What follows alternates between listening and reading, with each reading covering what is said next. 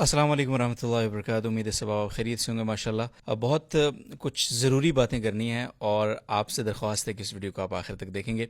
Topics मैं quickly बता देता हूँ आज की इस वीडियो में जो टॉपिक डिस्कस करने हैं। पहली बात सबसे इंपॉर्टेंट, अभी कुछ देर पहले पाकिस्तान, सऊदी अरब, मिस्र और तुर्की के वज़राए ख़ारजा का एक ज़बरदस्त इजलास हुआ इस्लामाबाद में। इस इजलास में ईरान के वज़ीर ख़ारजा ने आना था, वो क्यों नहीं आए, बहुत इंपॉर्टेंट है। दूसरा, पाकिस्तान के अंदर वो लोग जो ईरान से मोहब्बत रखते हैं इस वजह से कि ईरान में मुकद्दस हस्तियों के मज़ारात हैं, सिर्फ यही उनकी वजह मोहब्बत है, बाकी कोई और उनकी बिलोंगिंग नहीं है, उनसे मैं ज़रूर मुखातब होना चाहूँगा और उनसे मैं कहना चाहूँगा कि आप ये तय कर लीजिए कि आपकी मोहब्बत ईरान से है या पासदारान इनकलाब से है। ईरान और पासदारान इनकलाब में क्या फ़र्क है, ये बहुत अहम है, ये मैं आपको ज़रूर इस वीडियो में बताना चाहूँगा ताकि कम अज़ कम आपकी मोहब्बतें वो ईरान के नाम पे कहीं गलत जगह पे यूज़ ना हो रही हों। इसी तरह एक टॉपिक और है और वो है ट्रंप क्यों नाराज़ है मोहम्मद बिन सलमान से।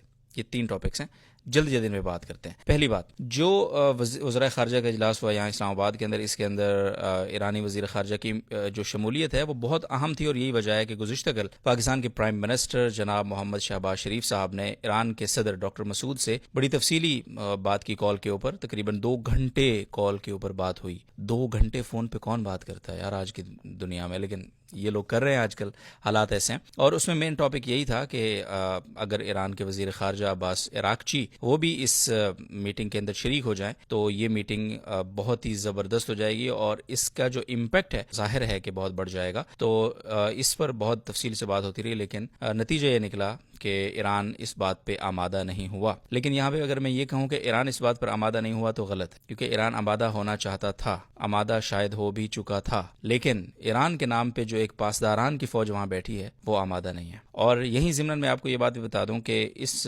पूरी जंग को हम एक अरसे से ये सुन रहे हैं, मुख्तलिफ जो तारीख़ को समझने वाले, जानने वाले लोग हैं वो ये बता रहे हैं हमें कि ईरान इस जंग को बढ़ाना चाहता है। ईरान की बजाय अगर हम यहाँ पासदारान का लफ्ज़ इस्तेमाल करें तो यस, पासदारान इस जंग को बढ़ाना चाहता है। क्यों बढ़ाना चाहता है? देखें, इस जंग के अंदर कौन कौन फरीक है? America, Iran, Israel. ऐसे ही अमेरिका इस जंग में दाखिल हुआ है सेहूनी लॉबी के दबाव पर, इसराइल की वजह से, और अमेरिका फंस चुका है बुरी तरह। ट्रंप ने बहरहाल ये बेवकूफ़ी की है, लेकिन उसको ये पता है कि मुझे इलेक्शन भी लड़ना है। पूरे अमेरिका में उसके खिलाफ कैंपेन्स चल रही हैं, सेनेट में उसके खिलाफ बातें हो रही हैं, पूरी अमेरिका की जो मईशत है उसका बेड़ा गर्क हो रहा है इस जंग की वजह से। तो वो जल्द अज जल्द इस जंग से कोई भी फेस सेविंग लेकर निकलना चाहता है, क्योंकि बहरहाल उसको इलेक्शन लड़ना है और आवाम को मुंह दिखाना है। दूसरे नंबर पर फरीक है इसराइल। इसराइल वो मुल्क है जो दरिंदा है, जो जिसका वजूद ही जंग के उन्वान पे हुआ है, मुसलमानों को तंग करने के उन्वान पे हुआ है। वो आया ही इसलिए यहाँ कि आस पास के मुसलमानों को, खास तौर पे फ़लस्तीन और फ़लस्तीन के जितने भी हामी मुसलमान हो सकते हैं खिते में, उनका अमन तबाह बर्बाद करना है। उसके क़याम का वाहिद मकसद यही है, इसलिए उसको तो लड़ाई से कोई मसला नहीं है ना, उसने यहाँ पे लड़ने के लिए ही आया था, लड़ने के लिए ही रहना है। दूसरे नंबर पे पासदारान इनकलाब। ये खास तौर पे पासदारान जो इनकलाब हैं, इनका मकसद खलीजी ममालिक, अरब रियासतें और ख़ास तौर पे बिलाद हरमैन शरीफैन, उनके अमन को बर्बाद करना है। और ख़ास तौर पे यहाँ पे मैं आपको बताता चलूँ कि सऊदी अरब, जिससे तारीख़ में इसकी कभी नहीं बनी, सऊदी अरब जो इसका बुनियादी हदफ है, और सऊदी अरब में भी बिलाद हरमैन शरीफैन जो हमारे मुक़द्दसात हैं वो इनका बुनियादी हदफ हैं, क्योंकि इनके अकायद के मुताबिक इन्होंने उन मुक़द्दसात को अपनी तहवील में लेके अपने नाम नहाद जो इनके आगे अकायद के मुताबिक कोई तशरीफ़ लाएंगे उनको पेश करना है। तो ज़ाहिर है कि जब अकीदे की बात और नज़रिए की बात, और नज़रिए की वजह से आपका क़याम हुआ हो, तो आप उस नज़रिए के हुसूल के लिए किसी भी हद तक जाएंगे। तो इसलिए पासदारान इनकलाब को, ईरान को नहीं, पासदारान इनकलाब को इस जंग के जारी रहने की सूरत में ये अपने नताइज बहुत जल्दी हासिल होते हुए नज़र आ रहे हैं। अगरचे उसकी गलतफहमी है, लेकिन नज़र आ रहे हैं। ठीक है, तो पासदारान और इसराइल ये दोनों इस जंग को बढ़ाना चाहते हैं, क्योंकि दोनों का वजूद, दोनों का क़याम नज़रियाती तौर पर मुसलमानों को और खलीजी रियासतों को, अरब ममालिक को, बिलखुसूस सऊदी अरब को, उसके अमन को बर्बाद करने और बिल आखिर उस पर कब्जा करने में है। 2 जंगें हैं, ग्रेटर इसराइल की जंग है, दूसरी तरफ ग्रेटर ईरान की जंग है। तो जाहिर है दोनों आपस में लड़ के कोई एक तो बहरहाल अपने मकसद को हासिल करने में कामयाब होगा, इनके बकौल होंगे नहीं, इंशाल्लाह दोनों में से कोई नहीं होगा, लेकिन इनको ऐसा लगता है। तो इसलिए दोनों आपस में लड़ रहे हैं, तो लड़ते रहेंगे अपने अपने मकासद के हुसूल के लिए। तो दूसरी बात, मैंने पासदारान इनकलाब के हवाले से आपसे बात की शुरू में, कि जो लोग ईरान से मोहब्बत करते हैं उनको ये फ़र्क करना ज़रूरी है कि वो ईरान से मोहब्बत क्यों करते हैं। देखें, ईरान से आपकी मोहब्बत अगर इसलिए है कि वहाँ मुकद्दसात हैं, वहाँ बुजुर्ग ہستیوں کی، برگزیدہ ہستیوں کے مزارات ہیں اور آپ ان کی زیارات کے لیے جاتے ہیں وہاں پہ، تو یس بالکل ٹھیک ہے، آپ اس حد تک آپ کی محبت بالکل جائز ہے. تو اس حد تک محبت کرنے کے لیے یہ ضروری نہیں ہے کہ آپ پاسداران سے بھی محبت کریں، بیکاز کہ پاسداران جو ہے نا وہ پاسداران ایران نہیں ہیں، ان کے نام سے ہی آپ کو پتا ہے، وہ پاسداران انقلاب ہیں. وہ نظریہ جو 79 کے انقلاب کے بعد آیا اس نظریے کے پاسدار ہیں، اور وہ نظریہ سارا کا سارا انتشار ہے جس نے شام، عراق، لیبیا، یمن سب کچھ تباہ و برباد کر دیا، عراق سب برباد کر دیا، مسلمانوں کو ایک لمحے کے لیے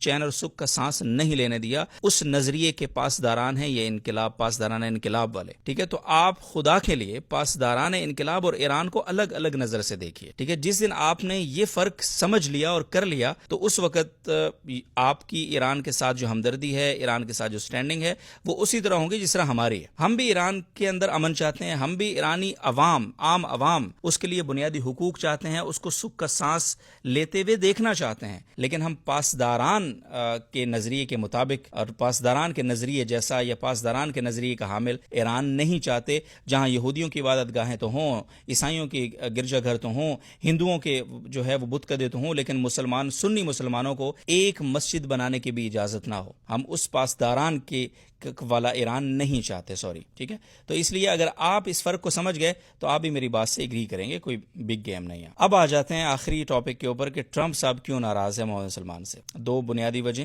پہلی دیکھیں، ٹرمپ کی ایک تقریر ہے 2018 اگست کی، امریکہ کی نیو یارک یا پتہ نہیں کون سی سٹی میں ایک ریلی سے وہ خطاب کر رہا تھا اور بڑا تکبر سے کہہ رہا تھا. میں نے کنگ سلمان سے میں ملا ابھی لاسٹ ویک، میں نے ان سے کہا کہ دیکھو ہمارے بغیر تم ایک ہفتہ بھی زندہ نہیں رہ سکتے، اس لیے ہمیں پیسے دو اور زندہ رہو. ٹھیک ہے، پیسے تم دو، دفاع ہم دیں گے. تکبر اور نعرے بازی اور وہاں شور جو ہو رہا ہے، جو ٹرمپ کا لہجہ پھر آپ کو پتا ہے اس کی عادتوں کا، جس طرح سے وہ تکبر سے وہاں پہ بات کر رہا تھا. تو محمد بن سلمان نے سب سے پہلے تو پاکستان کے ساتھ دفاعی معاہدہ کر کے ٹرمپ کا یہ تکبر توڑا ہے. تو اس کو یہ بالکل بھی ہضم نہیں ہو رہا کہ امریکہ کو چھوڑ کے یہ بندہ اپنے دفاع کے معاملات میں پاکستان پہ انحصار کیسے کر سکتا ہے. سو ظاہر ہے نیچرلی اس کو یہ بات بالکل بھی ہضم نہیں ہو رہی، اس کو ڈائجسٹ کرنے کی وہ کوشش کر رہا ہے، بٹ ظاہر ہے ٹائم لگے گا. دوسرا بڑا پرابلم ابراہم اکارڈ. اس نے اپنی اس گفتگو میں بھی جب محمد بن سلمان کو برا بھلا کہا تو اس نے یہ کہا، اس کا ٹاپک ابراہم اکارڈ ہی تھا. محمد بن سلمان بہرحال آپ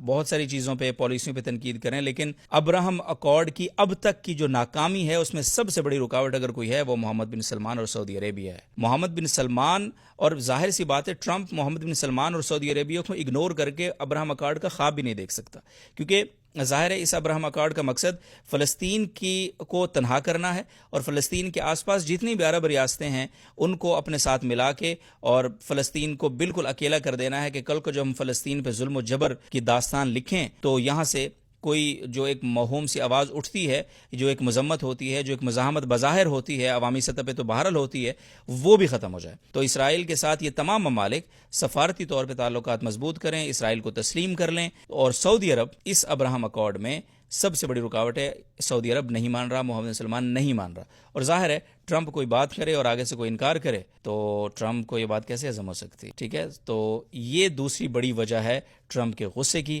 تو اس لیے یہ صورتحال ہے. اوورال پہلی بات میں ریپیٹ کرتا ہوں مختصراً کہ بھائی ایرانی وزیر خارجہ آنا چاہتا تھا، پاسداران والوں نے نہیں آنے دیا. کیوں؟ کیونکہ پاسداران اور اسرائیل یہ دونوں اس وقت وہ اکائیاں ہیں جو اس جنگ کو مزید بڑھانا چاہتی ہیں، اور مقصد ہدف دونوں کا ایک ہے، گریٹر ہونا. ٹھیک ہے، ایران کا اپنا گریٹر ہے، اسرائیل کا اپنا گریٹر ہے، اور انشاءاللہ یہ دونوں اپنے اپنے گریٹرز میں ناکام ہوں گے. اور دونوں کے پیچھے چونکہ نظریاتی طور پہ ایک پش ہے تو اس لیے ظاہر ہے ان کو کوئی مشکل بھی نہیں ہوتی آگے بڑھنے میں. اور تیسری بات ہم نے آج یہ کی کہ پاسداران اور ایران میں فرق کرنا ضروری ہے. پلیز، ایران سے اگر آپ کی محبت ہے، ہمدردی ہے، تو اس کا مطلب ہے کہ آپ پاسداران کے ہمدرد نہیں ہو سکتے، کیونکہ پاسداران خود ایران کا ہمدرد نہیں ہے. اللہ کے بندو، پاسداران تو انقلاب کا پاسدار ہے، انقلاب کا ہمدرد ہے. اس لیے اس نے ساری دنیا میں اپنی پراکسیز کا جال بچھایا. پاکستان کیا، اور یعنی پاکستان کے اندر ان کی پراکسیز کی تعداد آپ گنتے گنتے تھک جائیں گے، چھوڑیں باقی دنیا کو. اور پھر باقی دنیا کی مثالیں میں نے آپ کو دی ہیں.